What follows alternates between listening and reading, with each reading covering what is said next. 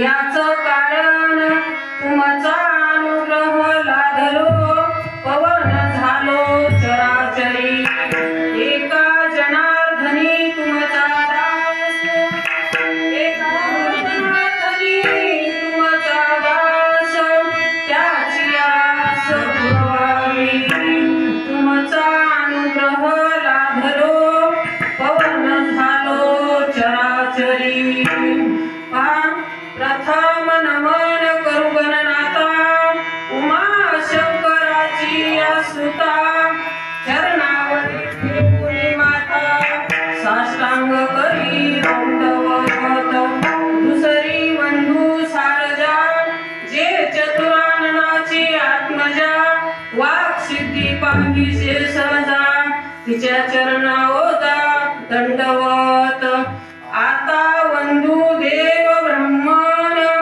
ज्यांचे निपुण्य पावन प्रसन्न होऊनी श्रोतेजन त्या माझी नमन दंडवत आता वंदू साधू सज्जन रात्रंदिवस हरीचे ध्यान विठ्ठल नाम आठविती जन त्या माझी नमन दंडवत आता वंदू रंग भूमिका कीर्तनी उभे असती लोका टाळ मृदुंग श्रुते देखा त्या माझी नमन दंडवत ऐसे नमन करोनी सगळा हरी कथा बोले गोबड्या बोला आज्ञान म्हणून आपुल्या बाळा चालवी सगळा नामा म्हणे पहा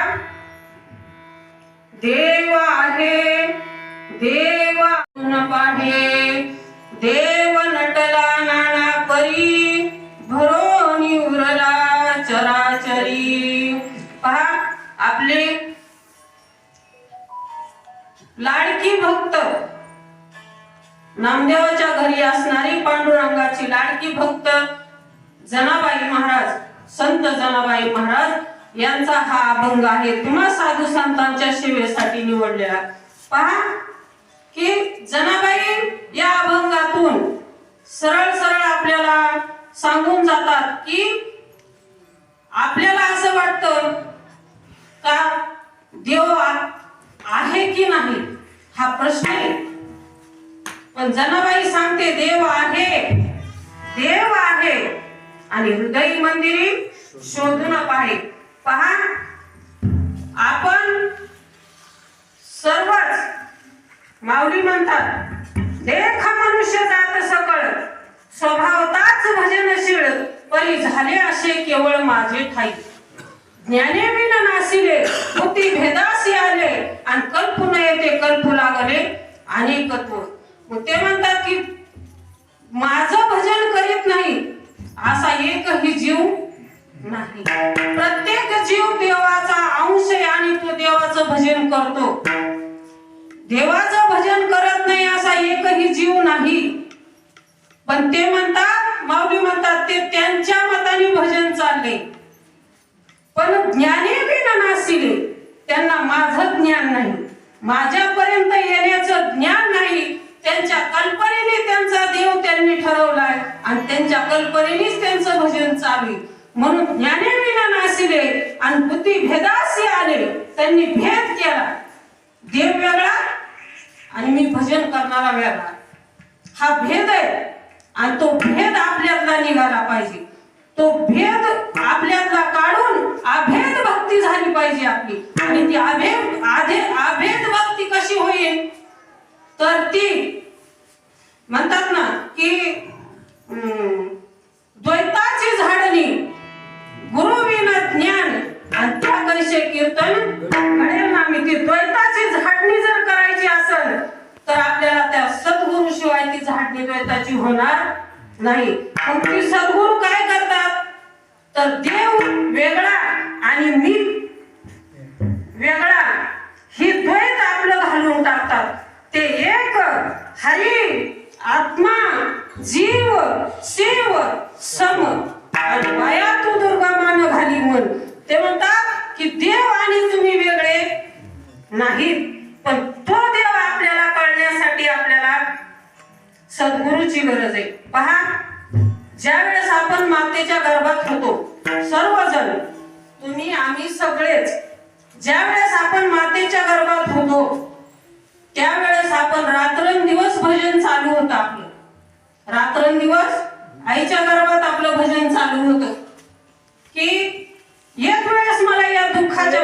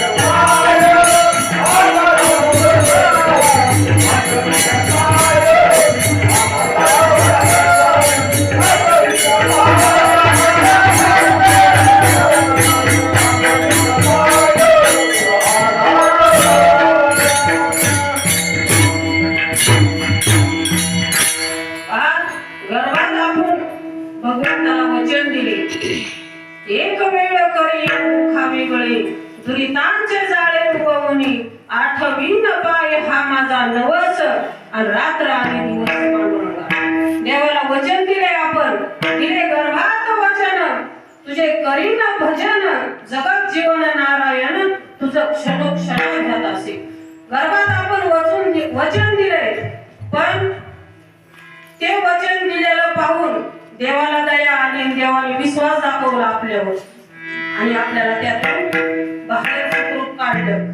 आणि बाहेर काढल्यानंतर आपण विसरलो आणि धनी वायू लागता स्मरण विसरे तत्वता ओळखू लागे माता पिता आणि कुहम कुहम रडत असे माऊली म्हणतात की बाहेर आल्यानंतर त्याला वारा कलीचा लागला आणि त्या कलीचा वारा लागल्यामुळे तो देवाला विसरला आणि ते विसरल्यामुळं आपल्याला देवाची आठवण नाही. पहा साधू संत म्हणतात गर्भ बनवणे वचन दिला था भजूया सिया राम. गर्भ बनवणे वचन दिला था भजूया सिया राम. बाहरा कर खुदी भूला खुद का आत्माराम. बाहरा कर खुदी भूला खुद का आत्माराम. गर्भात वचन दिले पण बाहेर आल्यानंतर तो विसरून गेला. मग तो कधीपर्यंत विसरून गेला? तो खरोखरच विसरला आणि तो विसरलेला जीव देवापासून बाजूला झाला. नाही तर तो देवच होता. जोपर्यंत त्याचं भजन चालू होतं तोपर्यंत आईच्या गर्भात तो देवच होता. कारण ममैव अंश जीव लोके, आपण देवाचाच अंश आहोत, आपणच देव आहोत. पण हे आपल्याला कधी कळेल? तर आपल्याला देव दाखवून देणारा संत ज्यावेळेस आपल्याला सद्गुरू भेटतील त्याच वेळेस आपल्यातला देव आपल्याला कळेल. तोपर्यंत कळणार नाही. पहा देवदेव प्रत्येकाचा चालू आहे. प्रत्येक जीव देवदेव करतोय, प्रत्येक जीव भजन करतोय, पण देवाला ओळखून चाललंय भजन कर न ओळखता. पहा आपल्याला जर देवाचं भजन करायचंय, सगळे आमच्यासारखी महाराज लोक म्हणतात नामस्मरण करा, नामस्मरण करा, नामस्मरण करा, नामस्मरण करा म्हणून सांगतात. पण जर नामस्मरण करायचं असेल तर अगोदर आपल्याला नाम तर माहिती असायला पाहिजे का नको? नामच जर आपल्याला माहिती नाही तर स्मरण कसं?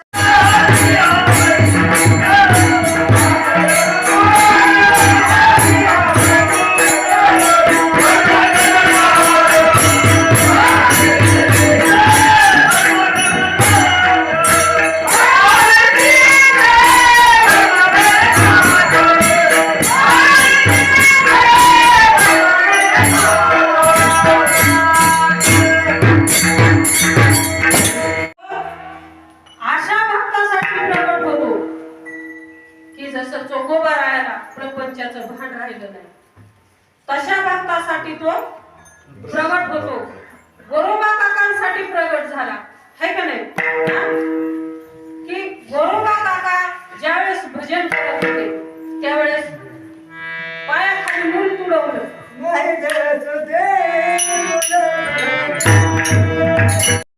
चिकनी मिळाले रक्त मासे. जेव्हा देहाची शुद्धी राहत नाही त्या भक्ताला, ज्यावेळेस तो भगवंत त्याच्या हृदयात प्रगट होतो ना त्यावेळेस तुकाराम महाराज म्हणतात कंठी प्रेम दाटे नैनी केरा लोटे हृदयी प्रगटे राम. ज्यावेळेस त्या भगवंताचं रामाचं रूप आपल्या हृदयात प्रगट होतं त्यावेळेस कंठ दाटून येतात, नेत्रातून अश्रुधारा लागतात. आणि ती जर अवस्था आज एखाद्या ताईला इथं झाली नाही देह शुद्धी, त्याला देहाचं भान राहत नाही. नाथ महाराज म्हणतात सात्विका भरणे रोमांसी दाटणे श्वेदाचे जीवन येऊ लागे कापे तो थरारी स्वरूप देखे नेत्री अश्रूच्या भीतरी वाहताती. आनंद झाला पोटी स्तब्ध होय कंठी आणि मौन वाक पोटी धरून राहे. ताकी श्वासोश्वास ऊर्ध्व भावे देखा स्वरूपने एका मिळवणी. एका जनार्दनी ऐशे अष्ट सात्विक भाव उत्पन्न होताच देव कृपा करी. जोपर्यंत असे अष्ट सात्विक भाव आपल्याला उत्पन्न होत नाही तोपर्यंत आपल्यावर भगवंताची कृपा होऊच शकत नाही. भगवंताची कृपा आपल्यावर जर व्हायची असेल तर आपल्याला ते नाम मिळालं पाहिजे. त्या नामाने आपली अशी स्थिती झाली पाहिजे, अवस्था झाली पाहिजे, त्याला अष्टसात्विक भाव होता. पण आज जर आपल्याला इथे एखाद्या ताईला अष्टसात्विक भाव झाले तर आमच्यासारखे महाराज लोक म्हणतात, आमच्यासारखे ते म्हणतात ते काय झाले, अंगात आलं का काय, त्यांच्या अंगात आलं काय, हे काय झाले. मग आमच्यासारख्या महाराज लोकांना कधी कधी त्याचा अनुभव असावा नसावा, सर्वसामान्य लोकांना सोडून द्या, पण महाराज लोकांना या गोष्टीचा अनुभव असावा का नाही. परमार्थामध्ये अवस्थेला किंमत आहे, प्रपंचामध्ये व्यवस्थेला किंमत आहे, पण परमार्थामध्ये अवस्थेशिवाय परमार्थ नाही. तुकाराम महाराज म्हणतात, नाचे टाळी पिटी प्रेमे अंग धरली लोटी, माझे सखे ते सज्जन मुळे भाविक हरीचे जन. न धरिती लाज हरी जना सवे काज, माझे सखे ते सज्जन आणि मुळे भाविक हरीचे जन. देव माझा माझा म्हणणारी सगळी आहेत. प्रत्येकाला देव आवडतोय, कुणाला आवडत नाही असं नाही. आणि देव माझा अशी म्हणणारी सगळी येत, पण देवाने आपल्याला माझं म्हणावा अशी आपली भक्ती व्हावा. देवाने आपल्याला माझं म्हणावं म्हणून तुकाराम महाराज म्हणतात की नाचे टाळी पिटी प्रेमे अंग धरणी लोटी, माझे सखे ते सज्जन आणि भोळे भाविक हरीचे जन. ज्याची स्थिती अशी होती, गवळणींची स्थिती कशी होत होती, ते म्हणतात चिरे चोळी धुता विसरली, लक्ष लागले कृष्ण मूर्ती, आणि नैनीच्या आसुनी भिजली धरणी. मग त्यांच्या डोळ्यात त्या आसुनी धरणी भिजत होती, अशी त्यांची गवळणींची स्थिती होत होती. आज जर एखाद्या ताईला झाली तर आपल्याला वाटेल का ती गवळणींची स्थिती झाली तिची म्हणून. गवळणीला त्या काळी स्थिती होत होती, आणि ज्याची अशी स्थिती होती त्याच्यासाठी देव येतो. आजही त्याचं काम देव करतो. म्हणून की जनाबाईला देव नाहू घाला येत होता, है का नाही. माझ्या जनीला नाही कोणी आणि नाहू घालीचे कृपा, सगळं जनाबाईचं दळण काढण करू लागा येत होता देव, है का नाही.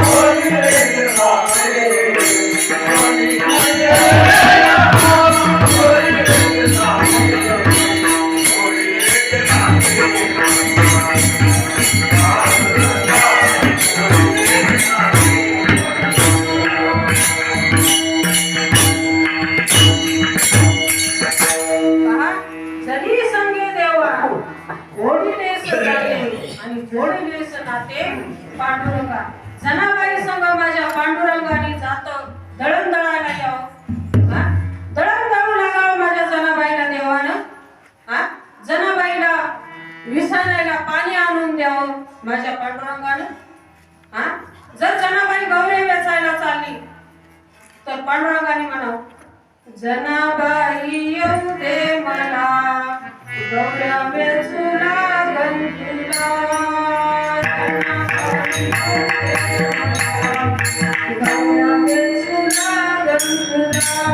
आपल्या पाठीमाग जसं मूल लागतं ना, शेतात जाताना पाणी आणायला जाताना ते मूल जसं आपलं पाठीमाग लागतं तसा देव जनाबाईच्या पाठीमाग लागला होता.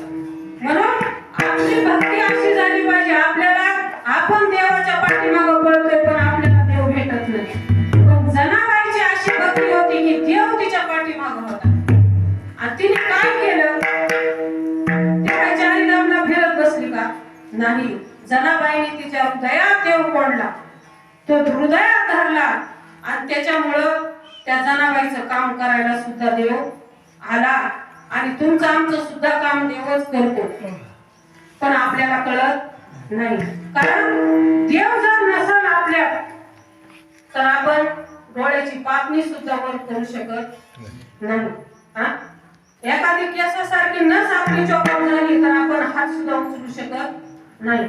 कारण त्याचा टिळा टोपी माळा हे तो देवाचे गबाळ वाजविती ओंगाळ पोटासाठी. पोटासाठी संत झाले करीत भूत, आयसीएनची करिता सेवा काही सुख होईल जीवा. देवासाठी भक्ती जी आहे तो देव भेटण्यासाठी असावा. मग तो जो देव आहे तो देव भेटण्यासाठी आपल्याला भक्ती करायची, किंवा ते संत तर ते जगाच्या मिळीनं दिसती, मग ते नाहीतच का?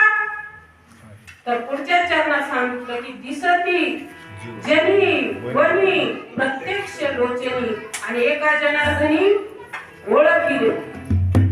ज्याला ती दृष्टी आहे ओळखायची, संत ओळखण्यासाठी दृष्टी लागती, ह्या दृष्टीचं काम नाही.